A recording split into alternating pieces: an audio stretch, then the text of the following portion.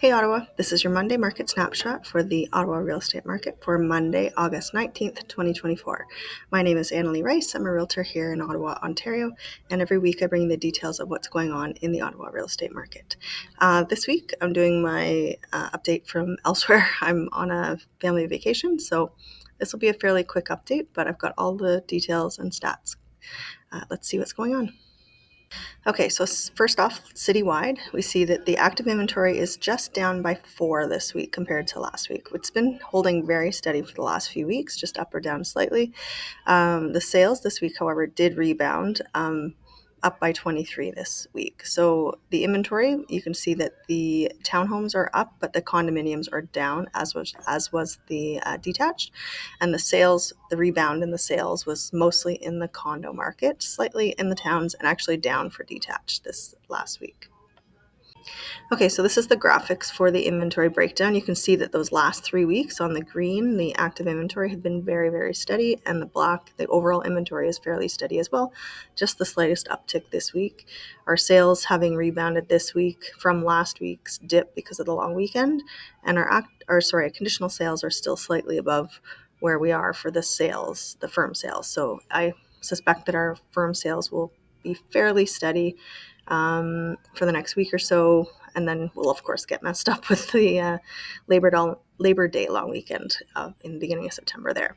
You can see also that the delta between where we are this year for active inventory and where we were last year is shrinking. So last year we were just over 2,000 active inventory, and this year we're still sitting up at around that 2,600. So it's shrinking. It's going to probably continue to shrink because of that. The inventory climbed in the fall last year.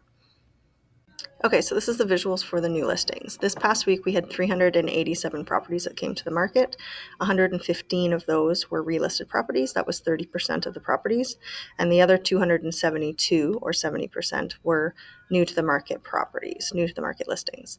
So it's nice to see that we've still got listings coming out, new listings, and the sales are still holding pretty strong. So you can see that the gap between new listings, the blue, and the red sales is not a huge number. And that's the reason why our inventory levels are sort of staying pretty steady, and overall they've come down since the gap was a lot bigger there.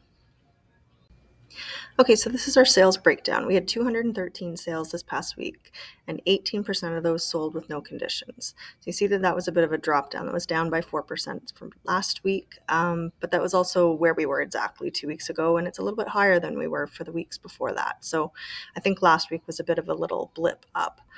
And we had 28% of the properties that sold this week sold at or above asking price, which is actually a little bit of a jump up from where we were the last 3 weeks. So again, that might be a little bit of a blip up. For the sales within the first 7 days, it was 9% of the sales this week. That was 20 properties. And of those properties, half of them sold with no conditions, and 3/4, 75%, sold at or above asking price. For that, the no conditions is a drop down from where we were last week, so similar to what we see for overall. And the at or above asking price was also down. We were up in the 80s last week. For the properties that sold within the first 30 days on the market, it was 48% of the sales. That's actually a jump up by 4% of last week, and it was represented 103 of the sales this week. 21% of those sold with no conditions, and 46% of those sold at or above asking price. And that's a big jump up from where we normally are. Okay, so when we look at the at or above asking price, we had 59 sales this week were at or above asking price. 38 of those sold at asking price or up to 1% over asking price. That was 64% of those sales. And 10 sold between 1% and 5% above asking price. That was 27% of those sales. And only 8%, or 5 homes, sold for more than 5% of the asking price. Now, 5 is a lot lower than we've had for the last little while. For the highest percentage over, it was 27% over asking price, and it was also the same one that had the highest dollar value, and it was $215,000 over asking. This particular home was a bungalow, older bungalow, 50s vintage, on a large lot on Island Park Drive, just on the Westboro side there, listed for $797,000, which is a really low price for for a house on a large lot on a pretty desirable street, and it sold for just over $1 million at $1,012,000. Surprisingly enough, it actually didn't have an offer date and time. They just had 48 hours or irrevocable on it. Of those 5 homes that sold for more than 5% of their asking price, 3 of them did have offer dates and times set. The other 2 had the 48 hours irrevocable for them. Next, we'll zoom into the different areas of the city and see what's going on in those areas. First off, in the central urban region, which is inside the Greenbelt, we see that the inventory for the detached and the condos is down, both by 11, which is kind of funny, and the inventory for the towns is up just slightly. The sales were up for detached and condos quite significantly. For condos, almost double last week, and townhomes were down just slightly. Okay, and next up is Canada and Stittsville. It's kind of the opposite of inside the Greenbelt. We had the detached and condos have increases to the inventory, and the townhomes are down compared to last week. And the sales were down for detached and condos just slightly, and steady for townhomes.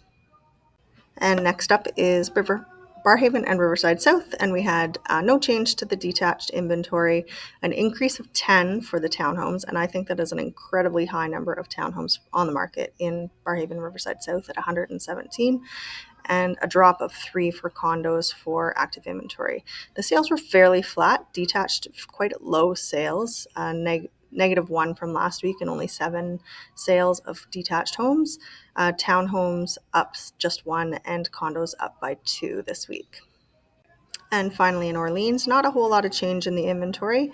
We have an increase of 2 for detached, 6 for townhomes, just up. And you see that there's 66 Orleans townhomes for sale versus over 130 in Barrhaven, Riverside South. And they're not that different in sizes, population for Orleans and Barrhaven, Riverside South areas. And just a slight drop for condo active inventory. Sales were a little bit of a mixed bag. Detached were down by 3, townhomes up by 3, and condos doubled up to 8, so up by 4. Okay, so this is the full details for the detached market. You can see the active cumulative days on market are sitting up at 85, which is getting pretty high. It's almost 3 months average time on the market for the properties that are actively marketed. The ones that are selling are at about 50 this week, and they were all relatively close, between 46 and 52 days for the different areas of the city there. And for the townhomes, these are the residential townhomes. You can see the active days on market average 54 across the city, so in compared to like 85 for detached homes. The sales this week actually were about the same length of time for the properties that did sell, sitting at about 50, averaging between 34 and 58 for the different areas of the city. And finally, for the condos, you can see the average time on market for condo properties is 70 days. And the average for the ones that sold this week were 51, and they ranged, obviously, look at that, Canada Stittsville, 13 days, the average time on market for the ones that did sell, up to 67 for Barrhaven, Riverside South. Obviously, there's a lot fewer condos selling, and the averages can be skewed by really long on the time on the market properties, but it's interesting that all 3 property types had very similar cumulative days on market for the properties that did sell this week.